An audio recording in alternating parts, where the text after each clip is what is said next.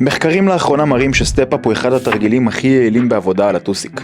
אבל מה הבעיה? שבין התיאוריה לביצוע יש הבדל גדול, והחיסרון הגדול ביותר בתרגיל הזה הוא שהוא לא יציב וקשה להתקדם בו. אז מצאתי דרך לעקוף את זה, ולהוציא מהתרגיל הזה באמת את כל הפוטנציאל שלו. וזה הולך ככה: נחזיק עם היד שנגדית לרגל שאנחנו הולכים לעבוד עליה בידית של הפולי כדי לייצב את עצמנו. זה יאפשר להתמקד יותר בשריר ופחות בלשמור על שיווי משקל ויציבות. עכשיו כשהכל במקום, הדגש הכי חשוב: אנחנו לא רוצים לעלות פה בקו ישר למעלה ולמטה, כי זה יעבוד הרבה יותר על הירך מאשר על הישבן. אז מה שכן נעשה זה נטה את הגוף קדימה באלכסון, ובמהלך הירידה נדמיין דחיפה של הרגל האחורית כמה שיותר אחורה. עכשיו, אם את מסתבכת עם התרגיל הזה, או אם את נמצאת במכון סופר עמוס שאין סיכוי שאת מוצאת גם כבל וגם ספסל פנויים, הנה שתי אלטרנטיבות אלוהיות לתרגיל הזה. הראשונה זה לחיצת רגליים עם רגל אחת, כשאת ממקמת את הרגל כמה שיותר גבוה על הפלטפורמה.